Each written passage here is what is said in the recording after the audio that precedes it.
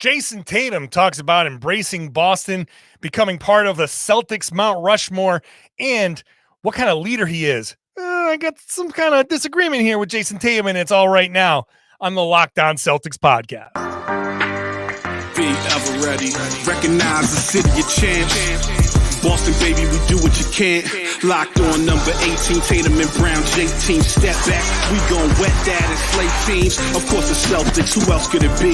Screaming like KG with the Larry O.B. Karalis above average, assessing the team status. Best daily pod, no cap, salary matching. Clutch like Bird the DJ, keep John on replay. Prime time, dapping up the truth on the sideline. Raining J's, how it started, raising banners, how we finished. Locked on Celtics pod, home of the winners. B. Hey there, welcome back to the Locked On Celtics podcast right here on the Locked On Podcast Network, where it is your team every day, and I'm here for you for now, Monday, Wednesday, Friday. This is the Friday show, but in 2 weeks, the 18th, I'll be back to 5 days a week. So I will be with you on your drive to work every day, dropping your kids off to school every day. You're not going to be able to get rid of me. And even during the regular season, bonus podcasts if they play on a Friday night, Saturday night, post-game podcasts, all season long. So make sure you are subscribed wherever you get your podcasts, watch the show on YouTube, hop into the comment section, let me know what you think. I am John Karalis. I used to play a long time ago. Now I'm here covering the Boston Celtics for you for Boston Sports Journal. Today's show is brought to you by FanDuel Sportsbook, the official sportsbook of Locked On. Make every moment more. Right now, new customers bet $5. You get $200 in bonus bets guaranteed. Visit FanDuel.com/LockedOn to get started. All right, today's podcast is all about Jayson Tatum. Very fitting because in the last podcast, Tatum was the last thing we talked about because he's been working out with Paul Pierce. And now he had a big interview with who did he do the interview with? With Goodman, with Jeff Goodman. Jeff Goodman. I'm going to say that very slow so I give him the proper credit. Very nice interview there. Talks about a lot, and we're going to talk about it with our good friend, Tom Westerholm. Hi, Tom. Hello. I'm excited to talk about something that we haven't talked about all summer, and that is Jayson Tatum. That's right. I mean, one of these days, people are going to catch on. This guy's good and somewhat important to Boston's success. And one of these days, people will call us out for our lack of coverage of Jayson Tatum. So, yeah. No, we've been walking. Listen, we've been walking on thin ice. It's good that we build up a little cachet here. You can only talk about, Delano Banton, Shvi Mikhailuk, which, by the way, I screwed up last podcast. I said Jordan Walsh was not guaranteed until opening night. He's fully guaranteed until opening night. So I'm going to be completely honest. You said that, and I was like, that doesn't sound right, but you said it so confidently. You had a real. You really sounded like, I was like, man, okay, Jordan Walsh, not guaranteed. It's one of the lessons my dad taught me. It's just deliver with confidence. I've met your dad. I'm not surprised that this is a lesson that he taught. Yeah. It's a great lesson taught in the most horrible way. When I was like 15 or something like that, he for some reason decided to take me to like the Raynham Taunton dog track. So I'm well underage. Sure. I was tall, tall, and I had like a little wispy mustache. I'm like, Dad, I'm not old enough to go in. He goes, look, you just walk in like you own the place. No one's going to say nothing, And I was like, okay. So I got into my head as I was walking up. I'm the owner of this place. I walked in, look at the security guy, I go, hello. You just walk on by, and no one said nothing. So I was like, damn, confidence. So you just walk right in, tell him, listen, Jordan Walsh, not guaranteed. Yeah. Not guaranteed. Even when he is. They're going to listen. Yeah. You're going to believe me. Yeah. So I looked at he's not guaranteed next season until opening night. So I looked at the next season. I thought it was this season. So I'm a moron. So, all right, let's get to Jayson Tatum. Jayson Tatum said many, many things. Later on in the third segment, we'll talk about him being a leader. And I have a little bit of a quibble, let's say, with what he said. We'll get into the winning a title and all of that, getting onto the Mount Rushmore in the second segment. But we ended the last podcast talking about how he embraced Boston.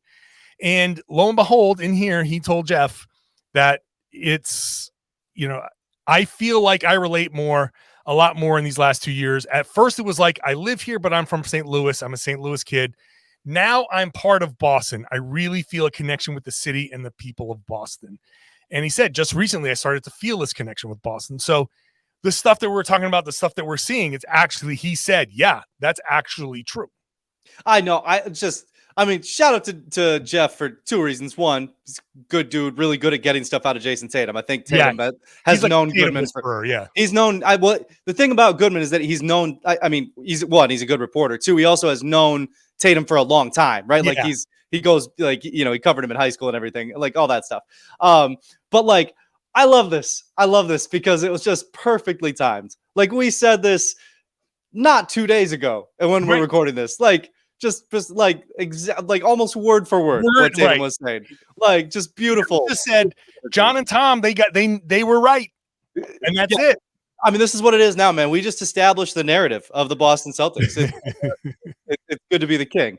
No, I mean, but truly, like that is just kind of what it's looked like, right? Like you can, and I think you see it manifest in a bunch of different ways. You see it in the confidence in the interviews, like when he's, kind of when he does his post games, like you were talking about, like there's just, he talks in paragraphs instead of sentences. And that's, been refreshing to just kind of have like, okay, now we're starting to hear what Jayson Tatum thinks about things. Now Jayson Tatum is starting to get comfortable enough to kind of speak his piece. And I also think, we're seeing it in like the way he celebrates, right? Like, like he drew some flack for that, the 5-0 thing when he scored 50, but it's like, you know what? That's a guy who knows that his fan base is going to get hyped up about that. Like that's a guy who knows that that's something that people are like, that his fans are going to be like, yeah, Tatum, that's right. 5-0. That's awesome. Like he's become more of a kind of outspoken person. Or like kind of outspoken celebrator, I guess. I think those things, if you know the city's behind you, if you feel comfortable in a place, if you feel comfortable in front of a fan base, you might be a little more demonstrative when you celebrate. So yeah, man, I think you see it in a bunch of different little ways, and I think it all the eye test certainly backs up his quotes there.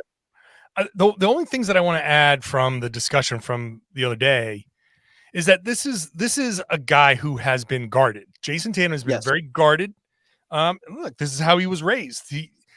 He wants to be a star, but honestly, he was raised to be like that almost kind of generic star, right? You come in, you say the right thing, you do the right thing, you make yourself marketable, you get all your ads, and that's it. You are the tofu of stars. You take on whatever flavors around you, and that's it. Don't be too controversial. Don't be too anything else. And you know what? Letting the city in is a big deal when you've come in and you've been guarded this whole time. And the other point that folds into this is he might be a kid from St. Louis, but Deuce is growing up in Boston. That's true. Deuce is from Boston. And that is, I think, an important distinction. Like Deuce he might own St. Louis because he says, hey, if I'm Jayson Tatum, I'm telling my kid you're from St. Louis too. But the reality is dual citizenship. Right. But he was born after Tatum the timing was like after he got to Boston. Yep. So he might have been actually born in Boston, right? Yeah, I believe so. Yeah. So there he is. He's a Boston kid. So when your son is growing up, not only in your shadow, not only being a basketball player and all of that stuff, but his entire life is this city. He's going to school in this city. He is a Boston kid. And Tatum is, if nothing else, a doting father. He is an incredible dad. You can see how good a dad he is. And I think he very much understands that his son is growing up in Boston and is old enough now to know that he is in Boston and will grow up and be like, yeah, I remember growing up in Boston. That is inherently forever now going to be a part of his life beyond I played in Boston for X amount of years. Yeah, absolutely. And has been embraced by Boston. Like I listen, might be more popular than his dad. I've kind of said, like, it's a lot of attention for a really little kid. Like, yeah, that's all I got. It's a lot of attention for a really little kid, but you can't deny that the city of Boston loves that kid, right? So if you're Tatum, I mean, if you're a dad, if you've got a kid, and like, if somebody's nice to your kid, if somebody, likes your kid, you like that person, like, right. Any friend of mine, present company included, who's ever, been nice to my kid, it's like, yeah, all right, that dude's all right. I like that guy. So Rafi is awesome, by the way. Yeah, just to mention that for on the record, it's because Rafi is awesome. Yeah. Might be more popular than his dad in the current. Well, yeah, I mean, deservedly so. But yeah, no, I mean, but that makes a big difference, and I'm sure Tatum has felt that as well. Yeah, that's right. That's a great point, and it's a great point to end on. Boston loves Deuce, and how can you not love a city that has just? I mean, they're just eating this kid's antics up. Whatever he does, they're like, you put him on the jumbotron. It's getting to a point where fourth quarter, you need a pop from the crowd.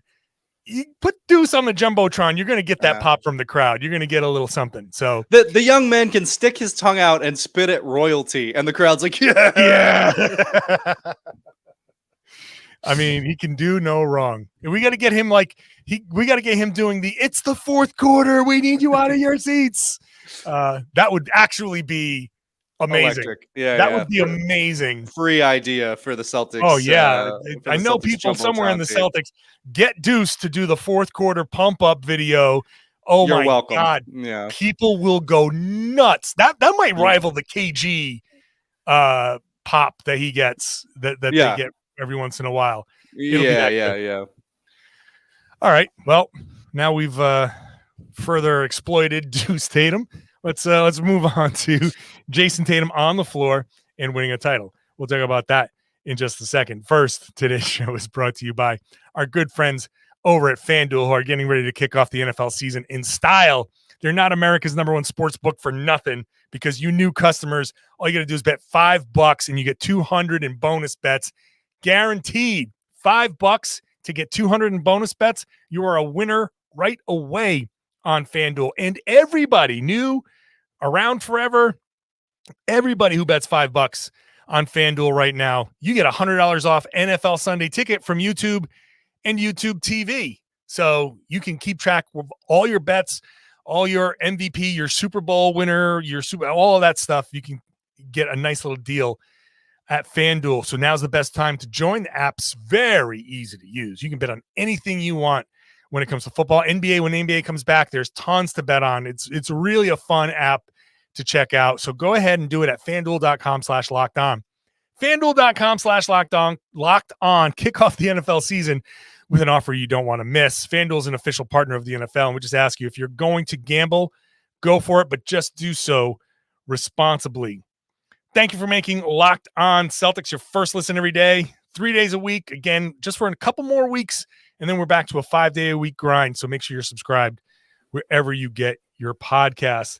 Let's continue this conversation here with Tom Westerholm and Tatum. The other big thing, that maybe the most important thing that people care about here is, I think, a couple of things: his relationship with Jaylen Brown, and them winning a championship, and him being one of the guys that wins a championship.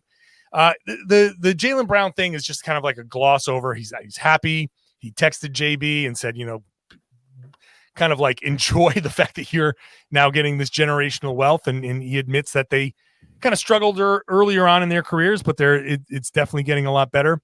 And he talked about, hey, I want to be on that Mount Rushmore, and I've got to win a championship to do so. And at least he's self-aware, right? At least he is aware of where he needs to be. And those two things, the championship and the relationship with Jaylen Brown, those have to be, those are tied together. And part of why they were working out this year. And I think part of the maturity, I honestly think that these two guys have gone all along and thought, hey, we can do all of this and do it this way. And just as they grow, now they're like, hey, let's just try to bring it together a little bit. Let's try and work together just a tiny bit more here and see if we can't kind of figure something out to get us to that next step.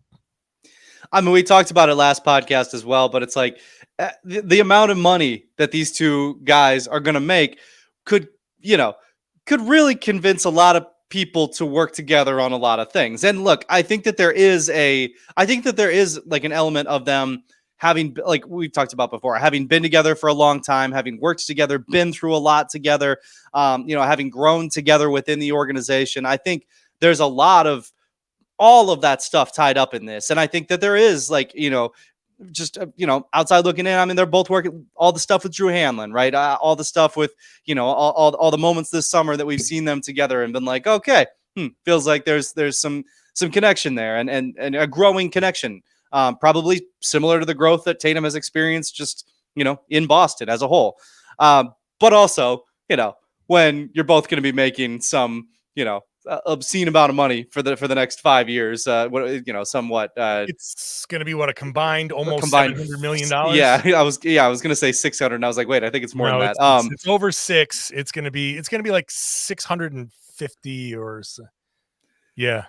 Look, I think you and I could put aside our differences and work together for $700 million. So yeah, like these guys, like there's a lot of that. We've seen a lot of growth between the two of them. We've seen a lot of kind of connection built over the years, and also now we're seeing a lot of money thrown their way. There's a lot of reasons for these guys to be close, and a lot of reasons for these guys to be very happy working together.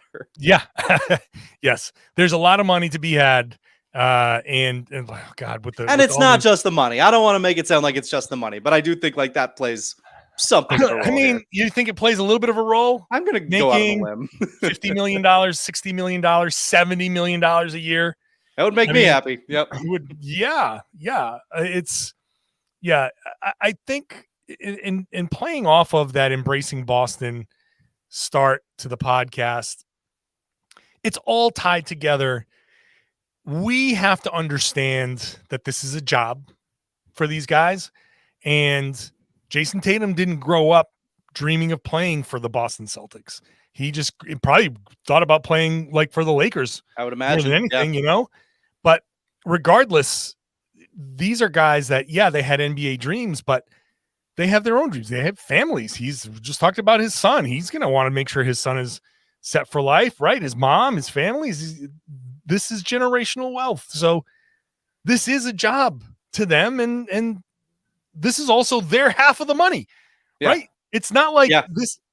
We didn't rob people to pay these guys.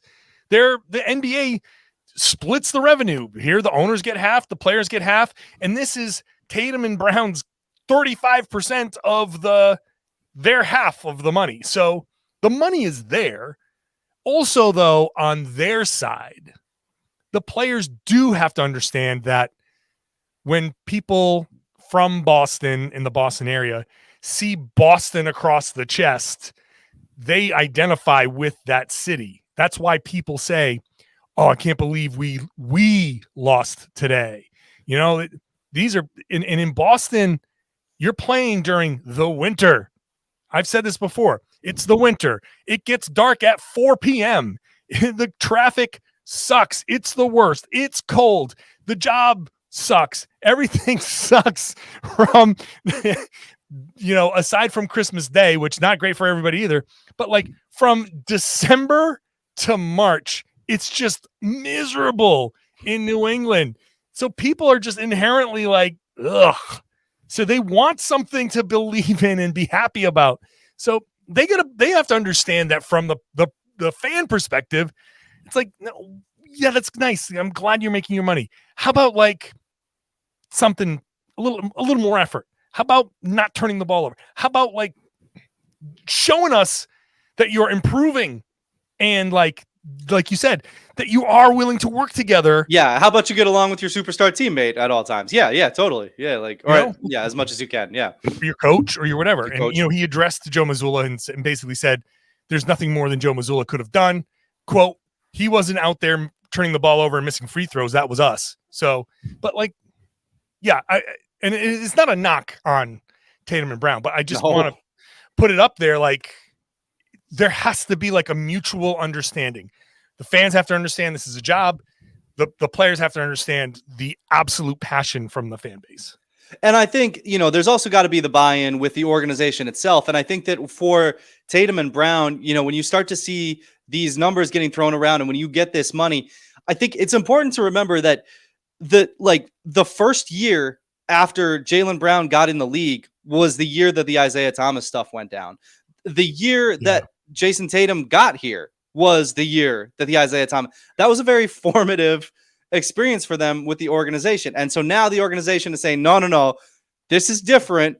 Here's here's the Brinks truck, that never got backed up before. Here it is. It's for you guys. That has to mean something too, right? To be like, okay, no, like I'm okay. This organization means what they say when they talk to me, like that. Great. Now let's go, I think that this has to be, kind of a trust building summer for them as well, right? Like a moment where they can kind of look at the organization and be like, okay, cool. Like they said that we were the foundation of the franchise. They're paying us like we're the foundation of the franchise. Like, I like this, thank you. Let's get it. Yep. And they also have to understand, and I don't know how much the front office communicates stuff like this to the players. I'm going to imagine that they don't really, but that championship window is getting really heavy right now. And it's not closing, but it will sooner than we think and more quickly than we think. It always closes sooner than you think. Yeah. But the new CBA has created this environment, right? That second apron has created this, it cost them Marcus Smart. It cost them maybe it cost them more Grant Williams than Marcus Smart, just from the financial side. But still, like, even though Grant was not in Joe Mazzulla's good graces, still is a guy that you could look at and on this bench right now and feel more comfortable putting him in the game than maybe some of the other guys that are going to be coming off the bench. So the whole thing is Tatum and Brown are young and they've been spoiled in that they have made some deep playoff runs for their entire careers. They have to understand that this is not going to last forever. And hopefully they get it. Like, okay, we got to the finals and kind of blew it, got to the Eastern Conference Finals. You can talk about how much they blew it or didn't or whatever. There's not much room this year. I don't want to say has to be the year, but it kind of has to be the year that they make this run. It's a pretty crucial year. It's really crucial. Yeah. You can argue next year, you can do it again next year, but the pressure is still there next year. And it's going to cost them Brogdon for sure. Yeah. It'll cost them Malcolm Brogdon next year. So like each year they can say, no, we can still do it, but it's going to cost you one more piece. You gotta give up one more thing, and it's going to get, the pressure is going to be on them more and more and more. If they win this year, then that maybe the owners can be like, okay, we can run it back. Maybe you do change your financial strategy and make a different decision because you just won. You're like, hey, let's get greedy. Let's try it for 2. Let's try it for 3. But if you can't win this year, then it's like lost in the finals, lost in the conference finals, lost in whatever stage they lose. It's like, what more do you need to do? We just gave up Marcus Smart and reworked our roster to kind of say, okay, we don't need this guard. We're going to need this big. If that doesn't work, then what? So the pressure really is on for this season. Absolutely. Which means Jayson Tatum is going to have to be one hell of a leader. And he says, I'm never going to be Kevin Garnett. Okay. Well, no, I agree, but I disagree with what he said next. We'll talk about that in a second. I want to thank everybody for making Locked On Celtics your first listen every day. Check out Locked On NBA, which I host on Wednesdays with Jake Madison. Rotating hosts all week long, covering the league. That's 5 days a week still and will continue to be. And so check it out. It's a fun podcast. If you want my thoughts on league-wide goings-on, Wednesdays with Jake Madison. All right. The rest of the quote from Jayson Tatum, where he says, "I'm never going to be Kevin Garnett. As much as people want me to be, that's not who I am. The way I lead, the public may not ever see what I do. When I need to, I make sure my voice is heard. I do it in my own way. I'm not going to be out there jumping up and down, screaming. That's just not my personality. As much as people want to talk about it and want me to be that, I'm not changing who I am. I lead in my own way." Blah, blah, blah, blah, blah. Which is fair, right? You lead in your own way, and all of that stuff is fair.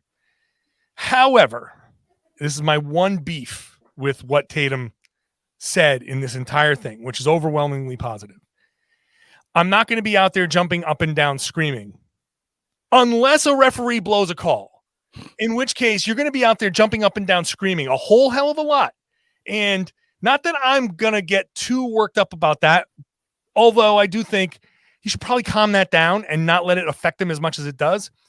But to tell me I'm not going to be out there jumping up and down screaming, that's just not my personality, that is actually not true, because every game you're out there jumping up and down screaming, it's just, what are you going to jump up and down screaming about? And why I bring that up is, if you've got it in you to do it when the referee blows a call, why don't you have it in you to do it when the team is blowing a 12-point lead in the last 4 minutes of a game? That is, to me, kind of an issue. You have it. It's in there. It is part of your personality to jump up and down screaming, because I've got a million pictures. I can go through Getty Images and see all the hands raised, screaming pictures of Jayson Tatum. That's not hard to find. I want him to be able to either stop jumping up and down screaming when the refs are blowing a call, or, hey, how about refocusing some of that rage and channeling it in a positive way, but channeling some of that towards your team when they need somebody to jump up and down and scream. Yeah, no, I don't. I guess I don't really have that makes sense. I do think there's something about when you feel a ref gets a call wrong that just can send you right over the edge. Like, sure, it's just so unjust. Like when a ref gets a call wrong.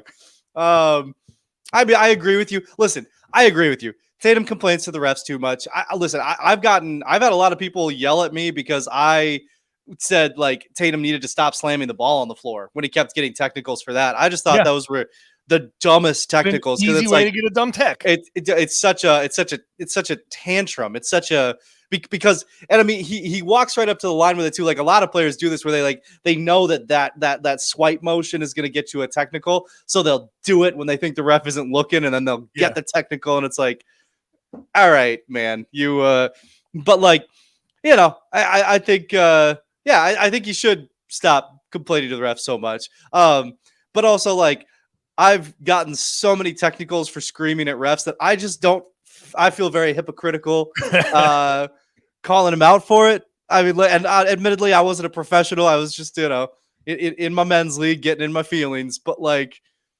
but I don't know. I get it. You get mad at the refs. This is less about him being this way with the refs, which again, it is somewhat like, hey, dude, calm down. Just like, from if it's 1 to 100 and you're at 100, like dial it down to 90. You know, like you can say what you're going to say, but like there are times where it affects him on the floor. But beyond that, it is within Jayson Tatum's personality to jump and scream when he feels wronged, right? It's not in his personality to jump and scream when it comes to his teammates. Fine. What I'm saying is dig a trench from one side to the other so some of that water can spill over, because sometimes a team needs its leader to jump and scream and be in people's faces. Sometimes they need that. And it's in there. It's in his person, in his personality to have a jump and scream moment. So I'm saying channel it. Find a way to channel it, because he is not being honest when he says it's not my personality. It's just he doesn't want to lead that way. And I'm saying find a way, an appropriate way to bring that out of you when the time is right. Every once in a while, And because he's generally not like that on the floor, every once in a while, a little kind of like, hey, what the F is going on out here? Pulling guys over, pulling some role players over by like their jersey or something like that, and being like clapping in their faces. That kind of like thing has some weight to it. That's what I'm saying. No, I hear you. And I guess I'm saying, I think the referee thing, it almost comes from a different place, right? Because like that comes from that FU rage, right? Whereas like the teammate stuff is like, hey, come on, we can be better. Actually, it was funny where you cut it off on that quote, you kind of said blah, blah, blah, because I thought the next sentence was actually a really important part too. When I talk, everybody in that organization is going to listen. And I think like, at least to this point, that's been largely true of Tatum, right? Because whether it's because he's the superstar, which he is, or because he's generally pretty quiet, which he is. So if he has something to say, people are going to listen because, that kind of dynamic. I think both of those things are true as well. So I think to this point, I think he's largely just kind of been able to do that. So, I mean, yeah, I guess if you can dig the trench, if you can dig the trench, then sure. Definitely do it. I mean, nobody in their right mind will deny that Kevin Garnett had a galvanizing effect on his teammates, but right. And I don't want him to be Kevin Garnett. I don't want him to be Kevin Garnett. I mean, I would not want him to be Kevin. That'd be kind of fun. I mean, if he could like, let's make a quesadilla. Let's do this thing. If we can make like one of those flashy thingies, Men in Black thing, and be like, you're Kevin Garnett now. Sure. But I don't want him to change who he is at his core. I want him to understand that sometimes the team needs that. Yeah. And you know what? Marcus Smart is gone. And he was like the guy to do that. Yeah, so for sure. Somebody is going to have to do it. Look up and down that roster. Who is it going to be? I mean, is it going to be Al Horford? Same thing. Al Horford's quiet guy, but he's not the best player on the team. Jaylen Brown can do it. But, Jayson Tatum's the first team All-NBA guy. Yep. And if JT is out there busting his ass and doing all those things and someone else isn't, and he gets in somebody's face and be like, hey man, we need you. Even if it's Tatum and Brown going at each other sometimes, and like Tatum looking at Jaylen Brown being like, hey, come on, let's go. We need you to wake up. We need you to focus or something. And Jaylen can do the same thing to Jayson. It's okay. It's okay to do that. It's okay. And with Smart gone, a guy that the team did look to as an emotional leader, and he was very willing to be the loudest guy on the floor when we're waiting to get into the practice sessions and we're upstairs. You look at in the background of my YouTube page, and this is the Celtics floor of the practice facility. Up above, behind closed curtains, we're waiting for the curtains to open to be called down for the end of practice. You routinely hear Marcus Smart yelling and doing all that stuff. He's the voice that cuts through. That's gone, and it has to be replaced. It has to be replaced. And Jayson Tatum, like it or not, all of this stuff said, he has to find it somewhere to fill some of that gap. That's all I'm saying. And yeah. I do think that he's been better, and I'm not sitting there saying he's not a good leader or any of that stuff. I'm not saying any of that stuff. Just needs to bump it up, because the whole team is missing something, and he's gonna have to be the guy. Jaylen Brown too. Yep. All right. That's it. We're done. I, as the vocal leader of this podcast, am determining its conclusion. It's over. I'm getting yanked up. Get out of here. We kind of do like the push, like, oh, but you got to go the other way. I got to go the other way. You got to go the other way. This is like the bad podcast, like trying to take a picture of like the Leaning Tower of Pisa. Bye, Tom. Bye. Later, man. Okay. Good times here on the Locked On Celtics podcast. Again, in a couple of weeks, we're back to 5 days a week. The only daily podcast here covering the Celtics. I'm in the locker room. I'm over here at the practice facility, not literally right now, but I took this picture for the green screen. So I am at the practice facility. When the media day is there, it comes, I'm there. When they're practicing to start the season, I will be there. So you're getting an insight here that you're not going to find in most other podcasts. So, and not any other daily podcast. So make sure you're subscribed, watch the show on YouTube, get into that comment section. Let me know what you think. I would love it if you, as a regular listener or who is already subscribed, if you find it in your heart to spread the word, I'd love to see you share the podcast. Let everybody know that they should be listening to and watching the Locked On Celtics podcast right here on the Locked On Podcast Network. It's your team every day.